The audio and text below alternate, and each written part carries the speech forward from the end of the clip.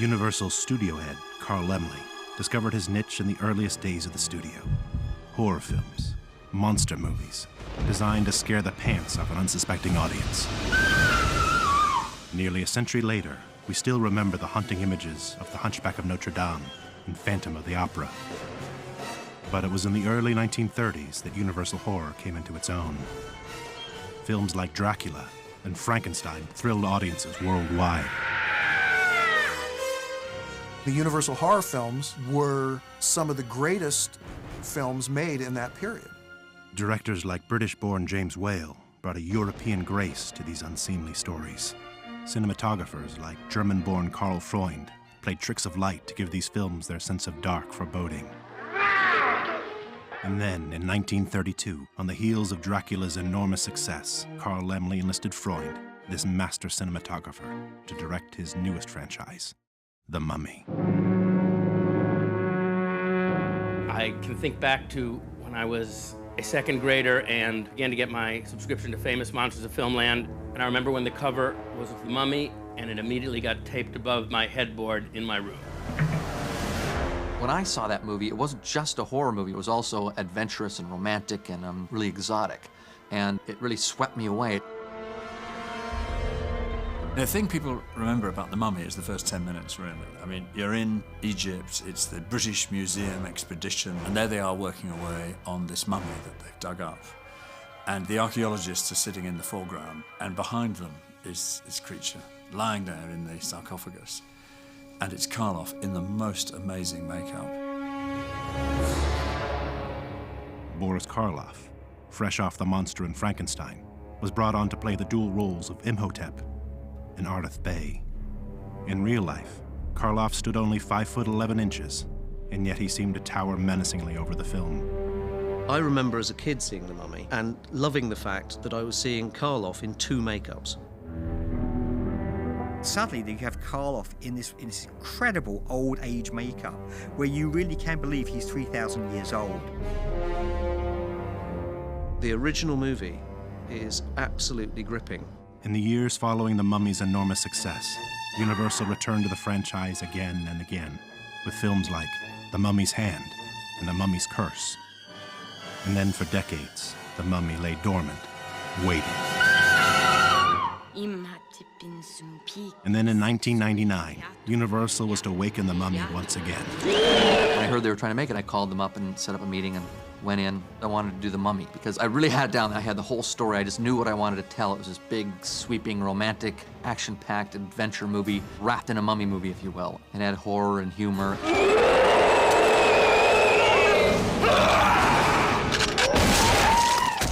Steve shared everybody's enthusiasm for the project and for the task and the adventure of creating a new mummy.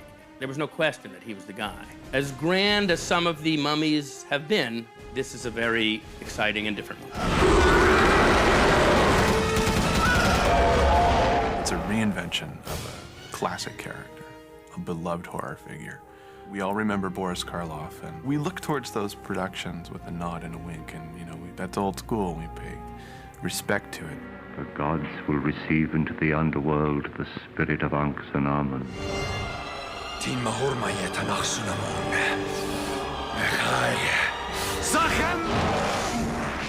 We're doing a remake of the original Boris Karloff mummy because that involved the character of Imhotep, the priest who challenged the gods and was then buried alive. At the core of it, it's about a tragic and maybe even an evil romance, but it's about a romance nonetheless. And what he does for love, even if it means destroying the world.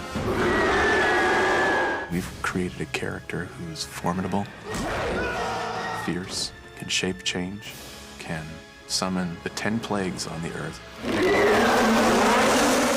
In order to thrill modern audiences, the new Mummy needed to do more than just revisit the past. It needed to carry the franchise into the forefront of visual effects. It's one of the most tremendous efforts of visual effects artists that I have ever personally witnessed. What Eilem has done is give the Mummy an energy and a personality that could not have been done in earlier times. So many people work so hard to bring those ideas to the screen so that Stephen Sommers' vision could really become a reality. This new mummy became a box office phenomenon, grossing over $400 million in the summer of 1999. The filmmakers immediately set to work on The Mummy Returns. There was more life in this mummy yet. Within a couple weeks, I started trying to, figure out the whole story because I wanted it to be a new adventure. Oh, I hate mummies. It's got more special effects and a lot more action, but it had to be more romantic. And I thought, Brendan and Rachel now are very happily married. They're a great romantic couple. And I thought, why not? They should have a child as well, and we'll play with that. And that was part of the adventure and story.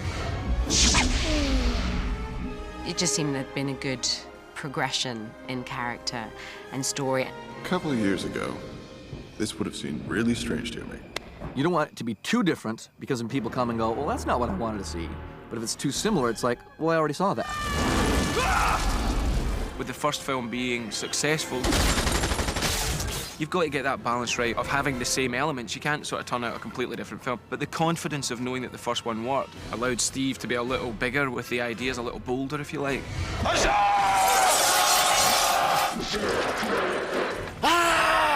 Part of the reason The Mummy Returns works as well as it does is because the entire cruise came back across the board. Not only did we have the same cast, the same director, the same visual effects people, we also had the same special effects people and the same creature and makeup people. The Scorpion King is probably the most difficult thing that we had to do on this movie. We wanted to create a truly memorable cinematic creature. Something's got to happen at the climax of the film that is bigger and better and more amazing than anything that has come before. And in this film, for us, that moment was the reveal of the Scorpion King.